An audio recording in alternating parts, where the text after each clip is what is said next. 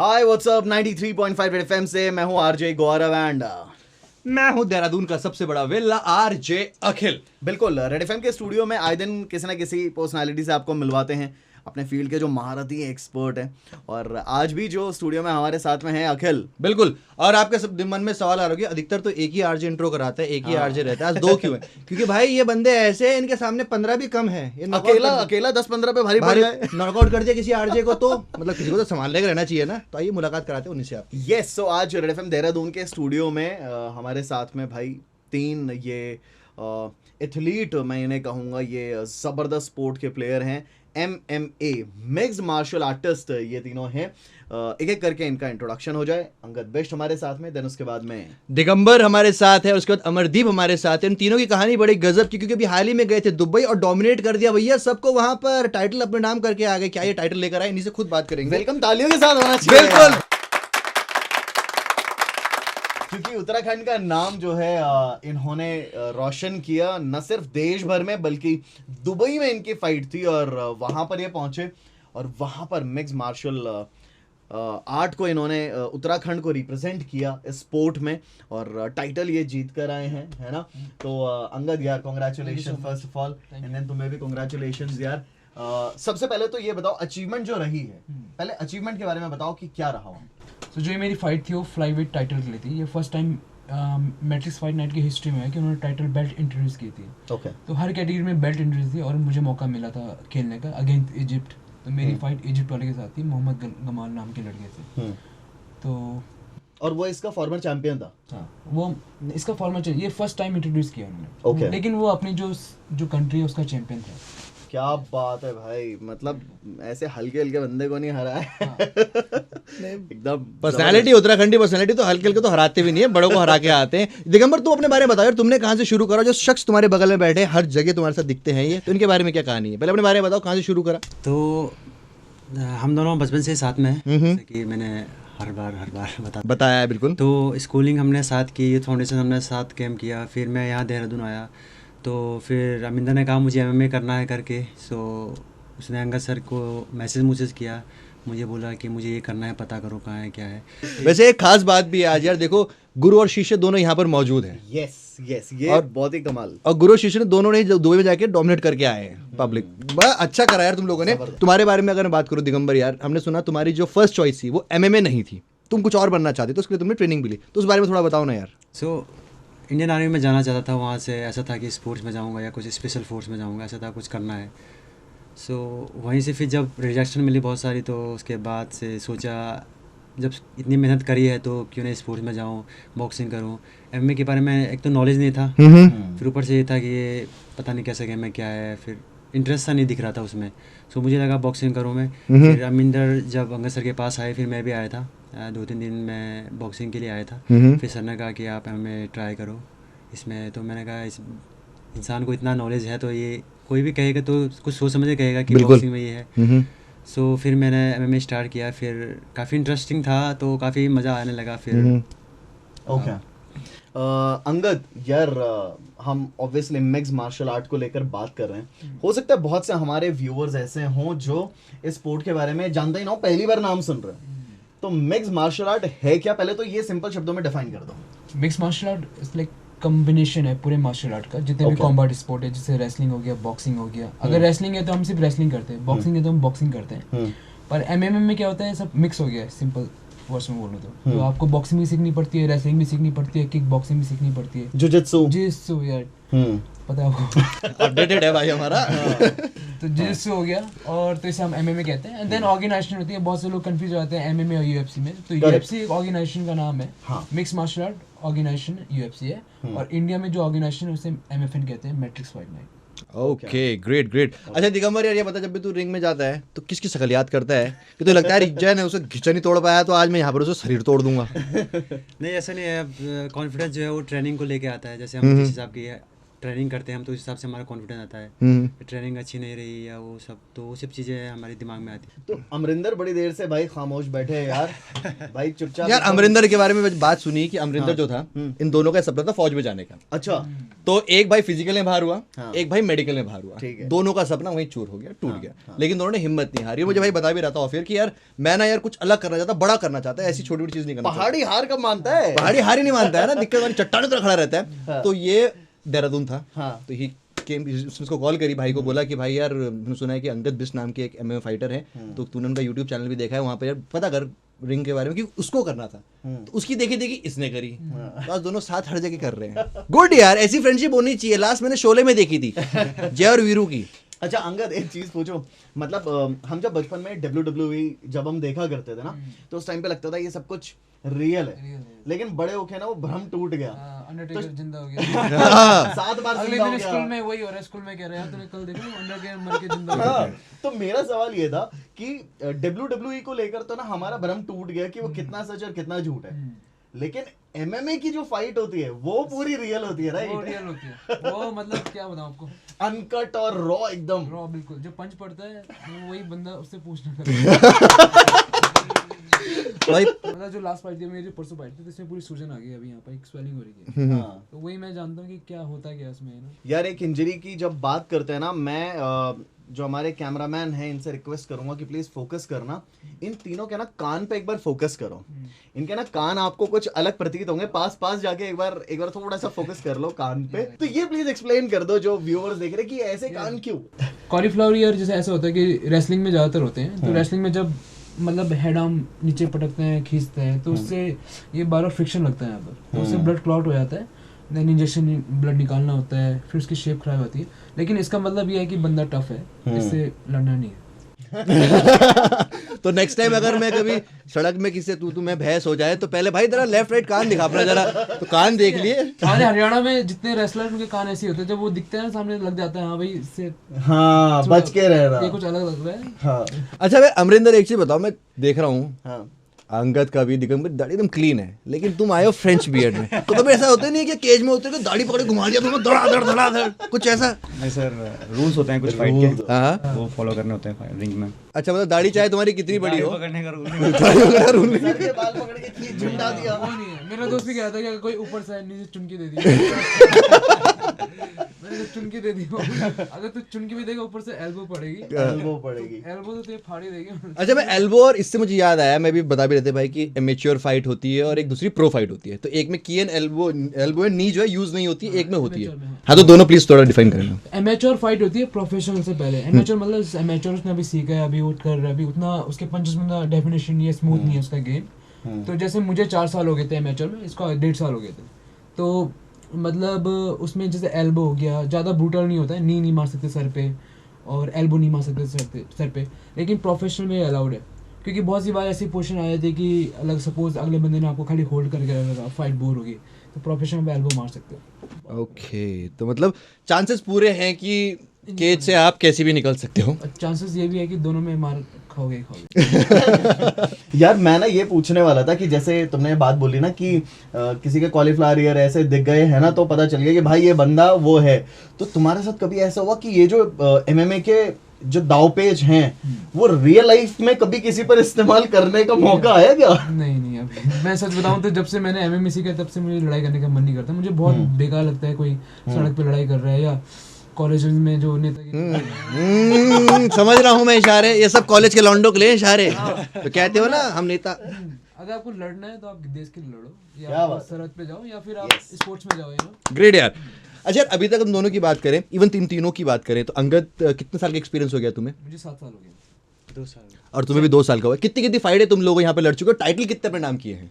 मैं एमेच्योर मेरा 8-0 का रिकॉर्ड था, और प्रोफेशनल 8-0 मतलब 8 जीते 1 भी नहीं हारी। हाँ एमेच्योर, और प्रोफेशनल मेरा रिकॉर्ड है 9-3, 9 में जीता हूँ, 3 हारा, और 1 बेल्ट किया। मैं थोड़ा दूर बैठ जाता हूँ भाई, मतलब बाय चांस हाथ चल गया कुछ बस मेरी तो। बेल्ट है, मैं आपको बेल्ट दिखाता हूँ। Sure. ओ ये इसका तो इंतजार है, इम्पोर्टेंट है। क्या बात है। टन Oh my God, वाह यार, क्या बात है यार। Thank you. यार यही तो होती है यार, जिसके लिए आदमी इतनी मेहनत करता है, इतनी मेहनत करता है। भाई ये तो काफी भाई थोड़ा भारी- मैं भी जरा हाथ तो साफ कर लेता हूँ भाई, थोड़ा जरा दिखाओ जरा भाई। एक बार भारी भाई इतने मेरे पूरे शरीर का वजन नहीं है, सीरियसली गाइस। यार वाओ यार, मतलब मेरे लिए बड़ा प्राउड मोमेंट है यार, मैं इस बेल्ट को होल्ड कर रहा हूँ बिना कुछ करे बिना कुछ लड़े फड़े कर रहा हूँ मैं, बट यार वाओ यार, प्राउड ऑफ यू ब्रो यार, तुमने उत्तराखंड को बहुत सही लेवल पे रिप्रेजेंट करा है। मतलब ये अचीवमेंट है, ये शायद वर्ड्स में हम तो बिल्कुल डिस्क्राइब नहीं कर पाएंगे यार ये मैंने सिर्फ वो देखा है, वो केन के पास वो नहीं आते थे अपना, हाँ, आ रहे हैं हाँ। केज पे लिख लिख, मैंने कहा ये सच में होती होगी, तो मुझे उसमें लगता था भाई कि ये ना ऐसी ठीक है, प्लास्टिक की होगी हल्की। मुझे भी ऐसे ही लगता था। अब तो रियल अपने पास में है। अपने पास में है, और ये इसे पकड़ने का अलग ही मजा है। मतलब फाइट में बहुत बार जीता हूँ, पर जब ये है तो ऐसा लगता है हाँ भाई कुछ किया है जीवन में। अच्छा यार, मैं तीनों से मेरा एक बड़ा कॉमन सा सवाल है, क्योंकि हम पहाड़ी हैं और पहाड़ में जब भी लड़का 10th 12th करता है तो उसको कहा जाता है चल बेटा अब जा कमाउंड जा, तू ठीक है, कमाना है। हम घर से बाहर भी निकलते, तो जब तुम घर से बाहर निकले, तुमने बताया कि तुम मेडिकल में बाहर हुए, तुम फिजिकल में बाहर हुए, आपके अपने पर्सनल रीजन थे, तो जब तुमने घर में बताया कि माँ जी या पिताजी या मैं तैयार फाइट लर्न MMA, और जब तुमने वीडियो दिखाई उसके माँ ने देखी ब्यूटी बैग का ये बट तो खून निकल लगी हूँ है, तो माँ जी क्या था, फंड फूल यार, कपाल फोड़ दो, क्या ही बात करनी तो यार, तो क्या क्या रिएक्शन था? मतलब जब मैंने किया था तो मेरी मम्मी मुझे कह रही कि मेरे सपने में एक औरत आई, मैंने कहा जो ये कर रहा है गलत कर रहा है।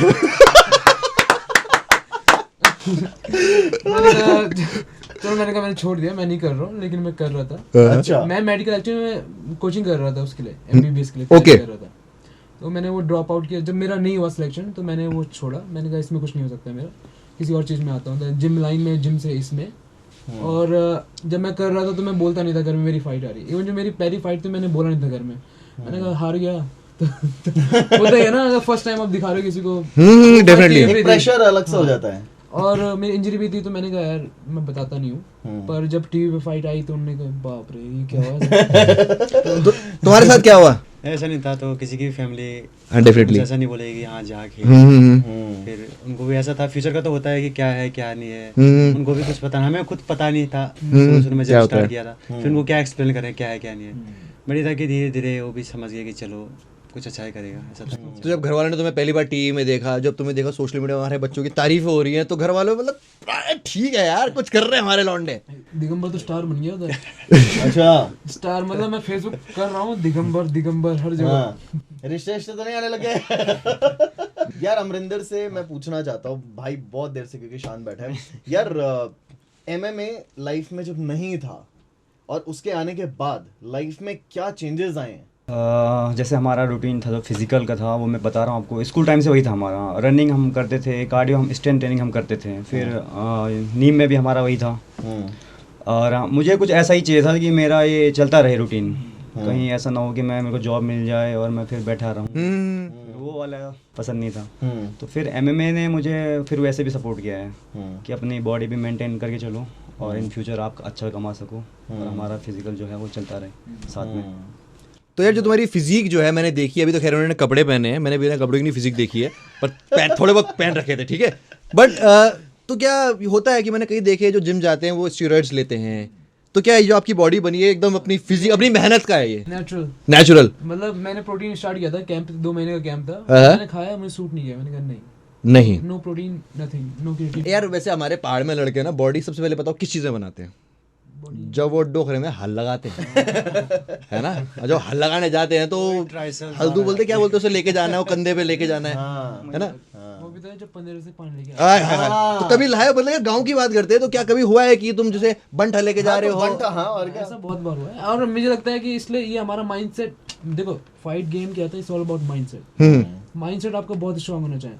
हम लोग पहाड़ के हैं, यहाँ से वहाँ जाना है पहाड़ पे, जस्ट लाइक दैट कि यहाँ बाहर लोग कहते हैं कि ट्रैकिंग पे जाना। हाँ वही तो मतलब बहुत आम बात लगती है, जैसे हम स्प्रिंट मारते हैं, रनिंग पे जाते हैं, और बाहर लोग प्री वर्कआउट हो गया स्टॉइड लेके ये चीजें कर रहे हैं, और इनका प्रोग्राम बनने बाहर से कोचेस आ रहे हैं, और वो हमारे अंदर बाइक बॉडी नहीं है। तो अरे भाई पहाड़ों में तो वो 30 किलो का सिलेंडर लेके चढ़ जाते हैं वो चढ़ाई पे है। नो डाउट यार, मतलब वो तो करते ही हैं। अच्छा अब तुम एक एस्टैब्लिश फाइटर ही बन गए हो, टाइटल भी अपने नाम कर दिया है, तो वो गुरुजी तो तुम्हें स्कूल में छड़ी से चढ़काते थे? तो जब तुम घर जाते हो तो गुरुजी तुम्हें देख के लुकते तो नहीं है कहीं दरवाजे पीछे रहने दे इसमें जाना है से बहुत चटका है। वही बात हो रही थी, मतलब हमारे जो जहाँ मैं पढ़ा हूँ, हाँ हाँ एक स्कूल में 10th तक पढ़ा था, हाँ। 12 तो उन्होंने मुझे बुलाया, एनुअल फंक्शन है वहाँ, तो उन्होंने बुलाया मुझे वहाँ, कह रहे थे पहुँच जाना यार। तो अच्छा वैसे कभी किसी ने तुम्हें देख के कहा है कि यार तेरी पर्सनालिटी जो है बॉक्सर वाली? वो कर्नल अजय कोठाल साहब थे जो, वो एक बार आए थे हमारे यूथ फाउंडेशन कैंप में आए थे, तो ऐसे ही हम कैजुअल बात कर रहे थे, वो ऐसे सबके लड़कों के साथ, ऐसे मैं पास में खड़ा तो कह रहे थे अगर ये प्रोफेशनल बॉक्सर बन गया,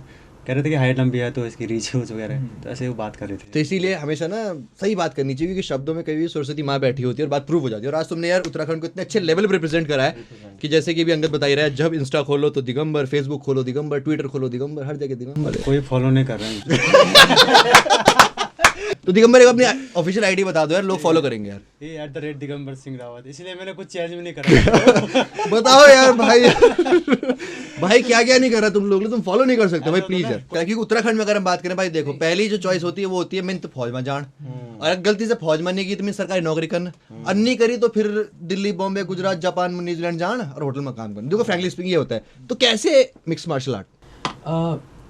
मतलब जब मेरा मेडिकल में सिलेक्शन हुआ था तो मैं जिम लाइन में गया था, मुझे ट्रेनिंग करना बहुत अच्छा लगता था, वेट उठाना, जिम करना, और डीप डाउन ये पता था कि यार वेट मुझे स्ट्रांग बनना था, एक मेंटालिटी थी कि स्ट्रांग, राइट।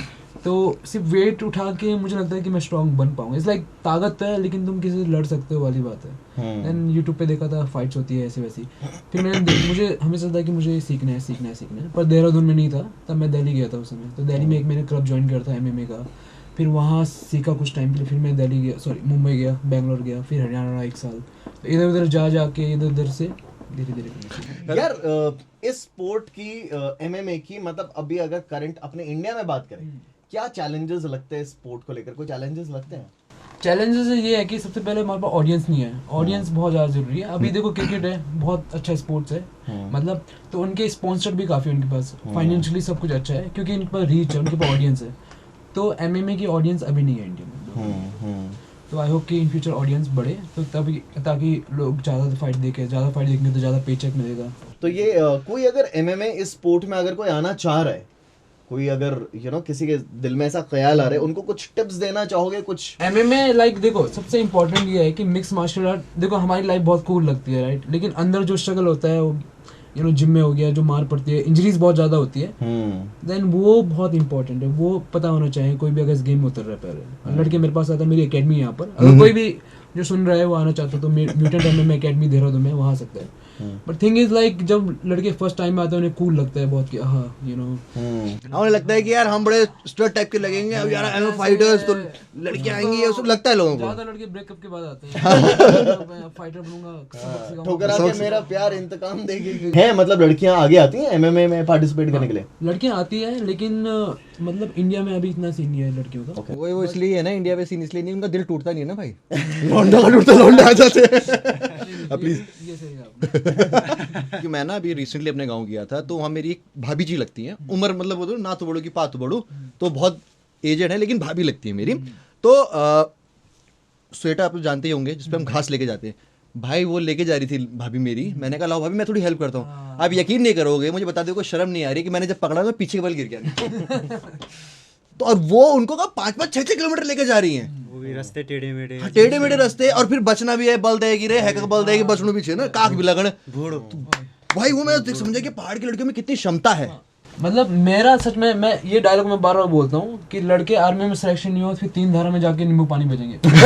मतलब ये मैंने बहुत बार बोल दिया, बहुत बार बोल चुका हूँ मैं, और वही लड़के हमारे चैंपियन बन सकते हैं, बेल्ट लेके आ सकते हैं। बस ये कि डायरेक्शन हो गया, हमें वो स्टेरियोटाइप ब्रेक करना पड़ेगा, वो माइंडसेट ब्रेक करना पड़ेगा, प्लस जो गवर्नमेंट हमें सपोर्ट करना पड़ेगा, क्योंकि देखो एक बंदा अपने दम पे कर सकता है लेकिन हर कोई नहीं कर सकता। कई बार थोड़ा सा मोटिवेशन मिल गया वो बंदा बहुत ऊपर चले जाता है। Very true. राइट, अगर दिगंबर है तो कहीं ना कहीं मैंने सपोर्ट किया, दिगंबर बन गया। बट मेरा टाइम पे ऐसा था कि I was alone and like इधर उधर जाना है, कुछ नहीं कर सकता लाइफ में कि यही तो बहुत टफ था, मुझे बहुत टाइम लगता है, 4 साल लगे थे एमेचर में, इनको 1.5 साल लगे।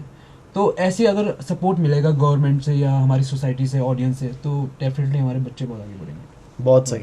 अच्छा यार अब इसी पे आते हैं, दुबई जाना आना इसमें खर्चा बहुत होता है, तो अभी सभी प्रैक्टिस कर रहे हैं, ऐसी कोई फैमिली बैकग्राउंड तगड़ा नहीं है कि हमारे पास अथाह पैसा है कि हम उसको कहीं भी कर दें, तो कैसे मैनेज कर पाते हो यार ये चीज़, कि काफ़ी टफ रहता है, मैं समझता जो हूँ। हमारा जो पूरा ट्रिप होता है ये MFN से स्पॉन्सर होता है, जिस लीग में हम खेल रहे हैं वो पूरा स्पॉन्सर होता है, प्लस इस बार उन्होंने ट्रेनिंग भी हमें स्पॉन्सर की थी। अच्छा। मेरी टाइटल फाइट थी एंड देन दिगंबर मेरे साथ है, तो उन्होंने हमारे लिए 2 महीने का कैंप डाला था, आई मीन इंडोनेशिया बाली में। पूरा खर्चा उनका ही था। ओके तो we are so blessed to be in MFN matrix fight night. भाई बताओ यार, मतलब ट्रेनिंग भी मिल रही है, इंडोनेशिया घूमने का मौका भी मिल रहा है, ये सब चीजें डिजर्व करते हैं भाई, वो इतनी मेहनत कर रहे हैं और इतना एक ऐसा डेंजरस स्पोर्ट, अगर मैं कहूँ तो कुछ भी गलत नहीं है यार, है ना, जहाँ पर भाई नेक्स्ट नक्शे टाइम बदल जाते हैं। भाई नेक्स्ट टाइम अगर मैं कहीं जाऊंगा ना तो भाई लोगों को साथ लेके जाऊंगा, उसका मैं किसी से डरूंगा नहीं।